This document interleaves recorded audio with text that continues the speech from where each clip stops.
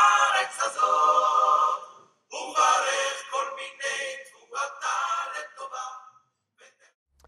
Shalom and welcome to Real Israel Productions, where Israel's past and present come together.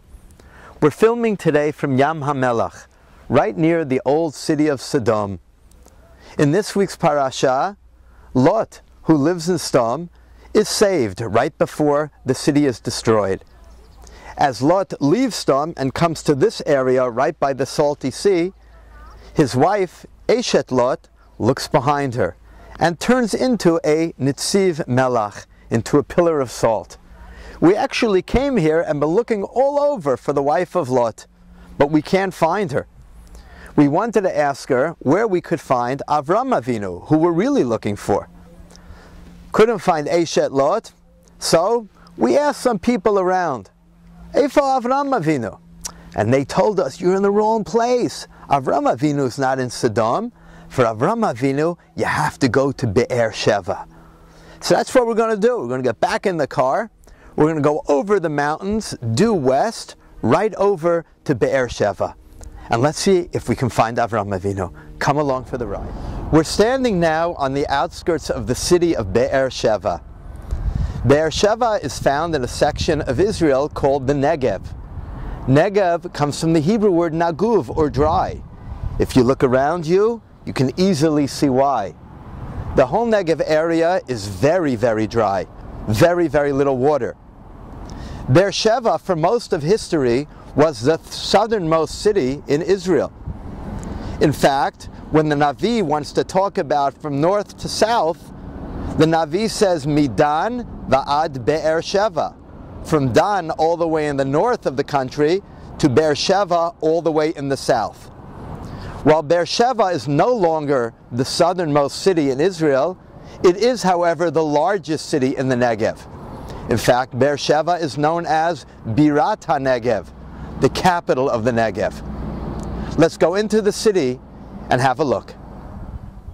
I'm standing now right by the gates of the ancient city of Be'er Sheva. We're on an archaeological site where they have dug and actually found the city which Avram Avinu lived in.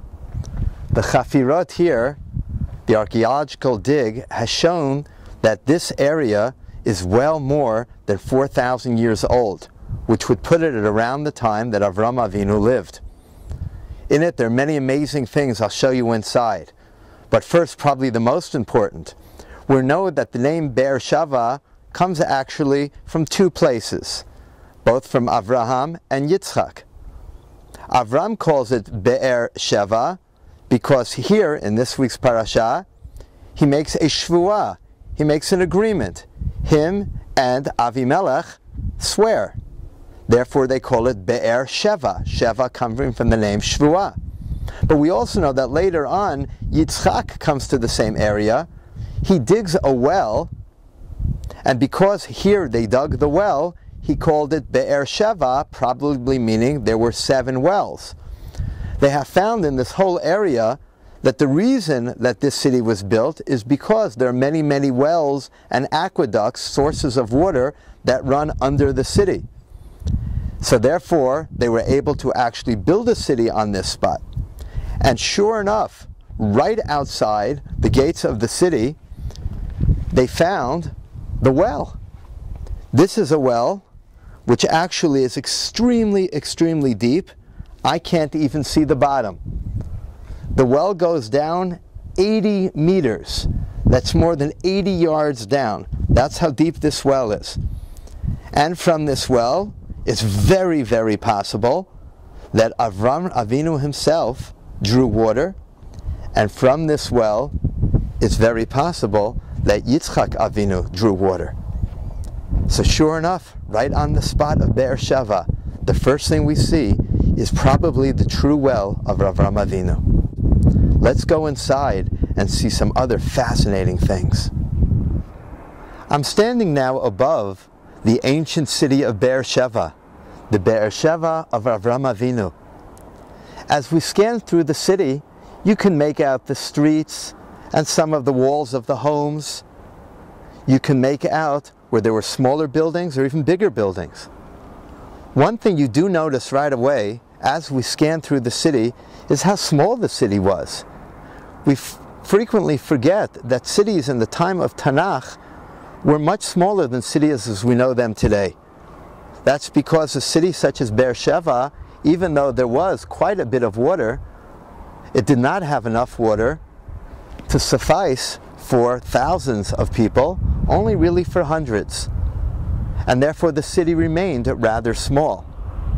From here we can also see, just past the ancient city of Be'er Sheva, the western edge of the new city of Be'er Sheva. If you want to see something truly amazing, you got to come down here. What we have here is the water system that brought water into Be'er Sheva and fed the wells, the 7 wells that we talk about. They dug all the way down, hundreds and hundreds and hundreds of feet to tap into the underground water wells and aqueducts that brought water into the city. Now you can understand when it says that they fought over the wells and they dug wells. It wasn't digging a small well. They fought over the wells in the Parashat Shavua because look how far they had to dig until they got to water. This is an amazing lesson you can only learn by being here in Be'er Sheva. The last thing we're going to see here on the archaeological dig of Be'er Sheva is actually a Mizbeach, an altar. We know that Avram built a Mizbeach to Hashem. The other Avat also built Mizbachot to Hashem. This is more or less what a Mizbeach would have looked like. This Mizbeach was put together from stones that are thousands of years old. And this actually is exactly what a Mizbeach would have looked like at the time of Avram. Is this actually the Mizbeach of Avram or of Yitzchak? I don't know. I highly doubt it. But right here in Tel Be'er Sheva, in the ancient city of Be'er Sheva, we can actually touch a Mizbeach that was thousands of years old and maybe get a feeling for what the Mizbeach of Avram, Yitzchak, and Yaakov looked like. This has been an amazing experience.